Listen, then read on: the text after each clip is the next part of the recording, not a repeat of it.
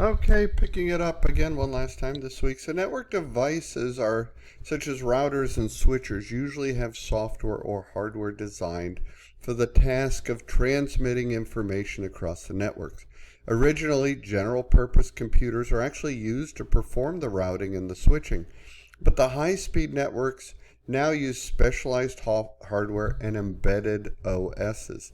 In the past, Cisco mainly used proprietary code in its embedded systems, but by using more open source code now, Cisco actually releases new product features more quickly.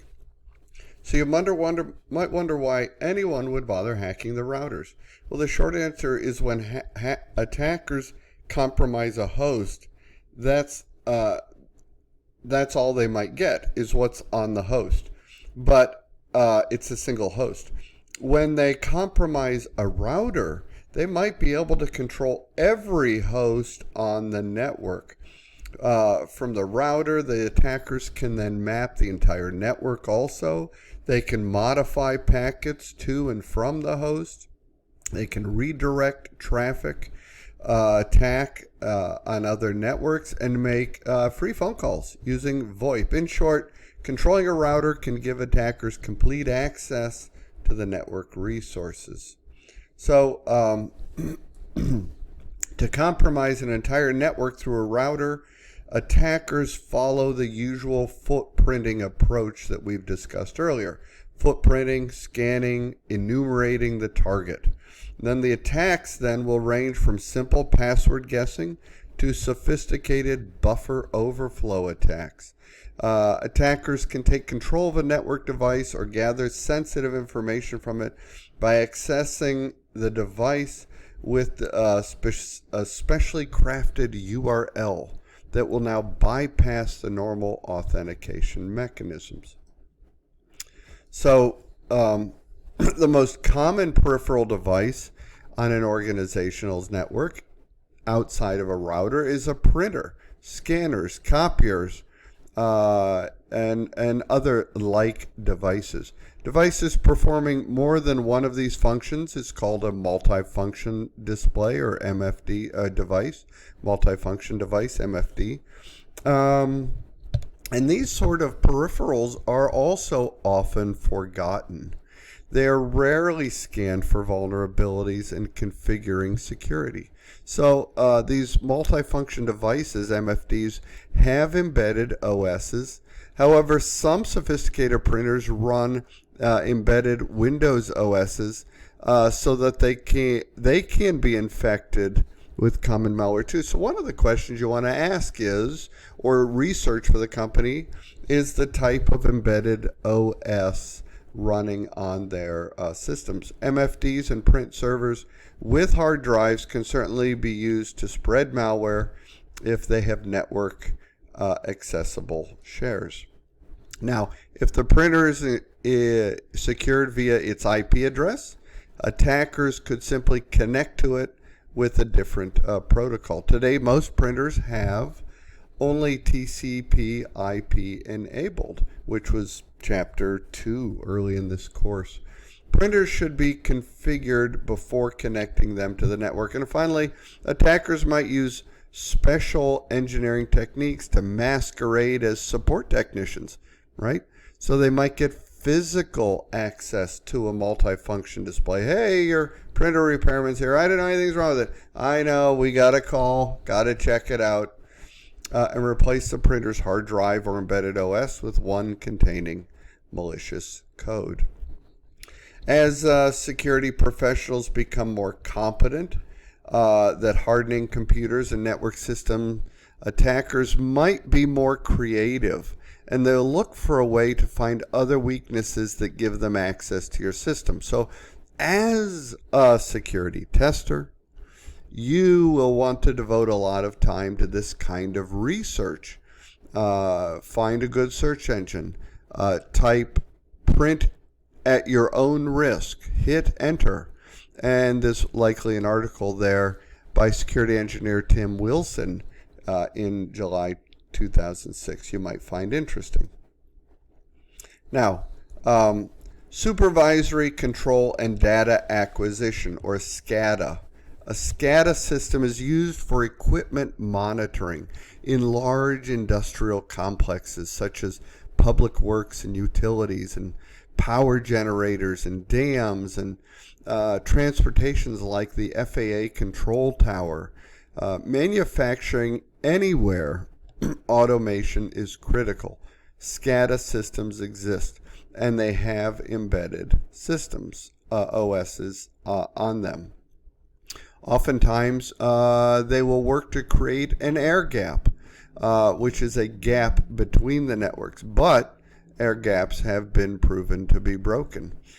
In December 2015, an attack on a Ukrainian power plant left about 70, which would have SCADA systems, which left about 700,000 people in the dark for a few hours. It was later discovered that a piece of malicious code named Black Energy was introduced to infect the systems at the power plant. And it assumed that attackers interacted with the SCADA system to interrupt the flow of power supply. So SCADA systems controlling critical infrastructure are usually separated from the internet by an air gap, I mentioned. And so the question is, can hackers still get in? And so to test that possibility, the Department of Homeland Security started Project Aurora to simulate a remote network attack, which can happen. So cell phones, even vulnerabilities, include attackers listening to your phone calls, using your phone as a microphone, and even cloning your phone's SIM card. Security researchers and attackers have created Java-based viruses as well as code that could infect phones running. And this happens with an increasing amount of functionality available in smartphones that is blurring the line between embedded OSs and general purpose OSs. The fingerprint data, for example, stored in a secure location, an attack could read that information from the fingerprint sensor itself, exposing your own biometric information to the attacker. Trojan applications have also been a big concern in mobile application stores. In 2015, the brightest flashlight free application, I remember everybody downloading it. Wow, how great this turns your phone into a flashlight, was discovered to not only allow smartphone cameras flashed to be used as a flashlight, which was the intended purpose, but also send advertisers precise location and device identifier information. You had downloaded, by downloading this brightest flashlight free application, actually a Trojan virus. Another app named Honeycomb attempted to gain root privileges and install a rootkit on victims' smartphones, right? Even an Arabian Gulf nation forced all BlackBerry users to register to ensure, they said, continued service quality, but they were actually being spied on. Okay, so rootkits we've talked about before. They can modify parts of the OS or install themselves in the kernel modules, down by the drivers, the libraries, and even in applications. And once they do, they're very difficult to identify because they will actually come up before the OS boots up. So rootkit detection tools and some antivirus software can detect rootkits and prevent them from being installed. However, the problem becomes more difficult if the OS has already been compromised. So rootkits that pose the biggest threats to any OS, whether it's embedded or general purpose, are those that infect the device's firmware. They're the most dangerous because they tend to be very small and are loaded in a low-level, non-volatile storage that anti-rootkit tools can't easily access, can't readily access. And they can persist even when the hard drive has been reformatted. The defense against these low-level rootkits include using a TPM chip, right? A trusted platform module.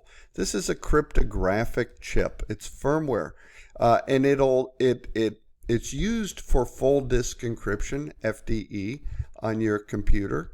Um, uh, Full disk encryption. A BitLocker does full disk encryption using the TPM chip. But it does another function, is it works with your CMOS to check the processor installed on any new system. So the TPM is going to ensure, besides encrypting all the data on your computer when you shut it down, it's going to ensure that the OS hasn't been subverted or corrupted, such as with firmware rootkits, right? And it's now the ISO standard, the TPM chip, ISO IEC 11889, I believe, but I'd have to check that. It's now an ISO standard. Okay, so rootkits addressed that way. So consider even a rootkit. What if your system was compromised even before you bought it? Interesting concept, right? It may function like normal. It may flash or rewrite the BIOS, might wipe the hard drive, or even reload your OS. LoJack for laptops is a theft recovery service that can be used, for example. And we want to be careful of call home mechanisms. Now, there's some best practices. So you've learned that your job as security tester is to discover and document vulnerabilities in recommended ways, and then and recommend ways to fix them. Period. Dot. That's your role. Okay. And now that you know about embedded systems, you want to incorporate that into your risk register so that you can address them with companies, right? OSs have vulnerabilities. What can you do about it? Embedded system OSs have vulnerabilities. We want to identify the embedded systems just like we identify the OSs. We want to prioritize them with the company's support. And we want to apply least privilege and two-person concept. We want to encrypt the data. And we can do that using the TPM chip. We want to protect the boot up process against rootkits, and the TPM chip working with the CMOS will do that. We want to install patches and updates when they're available. We want to restrict network access to only the IP address that needs to communicate with the embedded system. And of course, upgrade or replace embedded systems. Very difficult to do since they're constantly running. Now, we also want to restrict network access, as I mentioned, to only the IP address that needs to communicate with it. The point is to reduce the attack surface by disabling and blocking any unneeded service. That's a root call for every security tester. And of course, upgrade and replace systems that can't be fixed or pose unacceptable risks. Well, that's it. We've got this summary.